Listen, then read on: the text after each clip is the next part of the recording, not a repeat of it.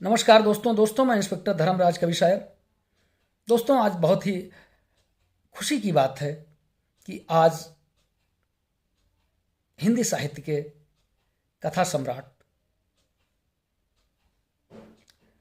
स्वर्गीय श्री मुंशी प्रेमचंद जी का जन्मदिन है।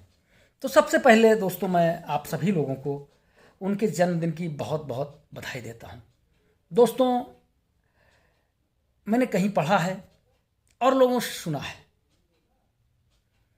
कि अगर आज़ादी के पहले के भारत को समझना हो तो मुंशी प्रेमचंद जी के साहित्य को पढ़ना बहुत ज़रूरी है। दोस्तों मैंने उनकी बहुत सारी कहानियाँ पढ़ी हैं, उनके कई उपन्यास पढ़े हैं और एक से एक बेजोड़। अगर मैं बात करूं कि मैंने सबसे पहली कहानी उनकी कौन सी पढ़ी तो मुझे नहीं लगता है कि मैं एकदम ठीक ठीक बता पाऊंगा, लेकिन जो मुझे लगता है कि मैंने उनकी कौन सी पहली कहानी पढ़ी थी तो मुझे लगता है कि मैंने शायद पंच परमेश्वर पढ़ी थी या शायद ईदगाह पढ़ी थी। उस समय कक्षा 5 तक जो है इनकी कोई किताब कोई कहानी उस समय जिस समय मैं पढ़ रहा था हमारे पाठ्यक्रम में नहीं आई थी। कक्षा 6 में इनकी कहानी आ गई थी। वो चाहे पंच परमेश्वर हो या ईदगाह, कौन पहले कौन बाद में ये तो मैं नहीं जानता। एक कक्षा 6 में थी, एक कक्षा 7 में थी। दोनों कहानियां अपने आप में बेजोड़ हैं। ईदगाह कहानी, ईदगाह का हामिद 10-11 साल का लड़का जो कि ईद का मेला देखने के लिए जाता है, उसके पास केवल 3 पैसे होते हैं। उस 3 पैसे से वो मिठाई नहीं खाता है, गुलाब जामुन नहीं खाता, शरबत नहीं पीता है, खिलौने नहीं खरीदता है। वो क्या खरीदता है? वो चिमटा खरीदता है लोहे का।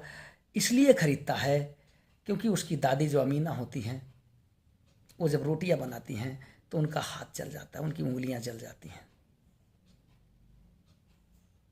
ये वो कहानी है जो हमारे ग्रामीण भारत को अगर कहा जाए तो दर्शाती है। ग्रामीण बच्चों के जो अपने दादा दादी से प्यार है उसको दर्शाती है। मैं अगर अपनी बात करूं तो मुझे भी अपने दादा दादी से जितना प्यार था शायद अपने अम्मा बाबू से उतना नहीं था।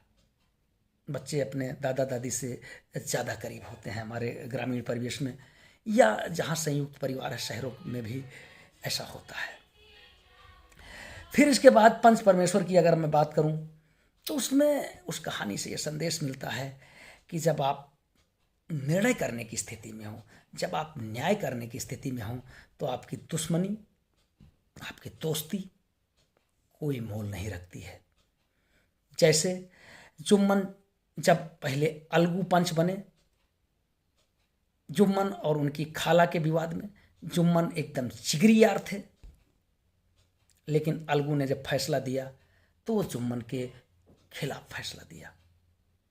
और इसके बाद जब दोबारा मौका आया और शाह और अलगू के बीच में विवाद हुआ तो शाह ने चूंकि जान चुके थे ये कि अलगू और जुम्मन में टकराव हो चुका है, एक दूसरे के को अब देखना पसंद नहीं करते हैं, जुम्मन को पंच चुना। और जुम्मन ने ये न देखते हुए कि हमारी जो है हमारे खिलाफ अलगू ने फैसला दिया था, जब उस कुर्सी पर बैठे पंच की तो उन्होंने अलगू के पक्ष में फैसला दे दिया। कहानी अपना संदेश देती है कि जहाँ न्याय की बात है वहाँ संबंध, दुश्मनी, दोस्ती कोई भी चीज़ मायने नहीं रखती है। फिर है 2 बैलों की कथा भी मैंने पढ़ी।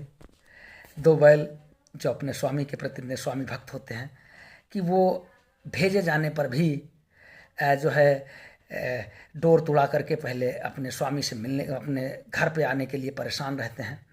और इसके बाद जब वो रास्ते में पकड़ लिए जाते हैं तो कांजी हाउस में जब कसाई उनको खरीदने के लिए आते हैं तब भी हिम्मत करके और फिर भाग आते हैं। कहानी बैलों की जरूर है लेकिन इंसानों को सीख देती है वो कहानी। मंत्र, नमक का दरोगा, ठाकुर का कुआं, गुल्ली डंडा, किसकी किसकी बात करूं। एक एक कहानी अपने आप में बहुत बेजोड़ है। तो मैं तो यही कहूँगा कि वो साहित्य प्रेमी जो कहानी पढ़ना चाहता है, जो उपन्यास पढ़ना चाहता है, जो नाटक पढ़ना चाहता है, उसने अगर प्रेमचंद को नहीं पढ़ा तो कुछ भी नहीं पढ़ा। मैं अगर एक एक उपन्यास का, एक एक कहानी का नाम लेने लगूँ तो जितने मुझे याद हैं उतने में ही 1 घंटे का वीडियो बन जाएगा। लेकिन बस थोड़े में कहना है, ज़्यादा समझना है। दिल से जन्मदिवस की बहुत बहुत बधाई देता हूँ आप सभी लोगों को। और हमें गर्व है कि हमारे पूर्वज मुंशी प्रेमचंद जैसे हुए हैं, जिन्होंने एक एक चीज़ को, हिंदुस्तान की एक एक चीज़ को आम जनता के सामने रखा है। फिर विदा लेता हूँ आप लोगों से, और महान आत्मा मुंशी प्रेमचंद जी को बार बार नमन करता हूँ। जय हिंद, जय भारत।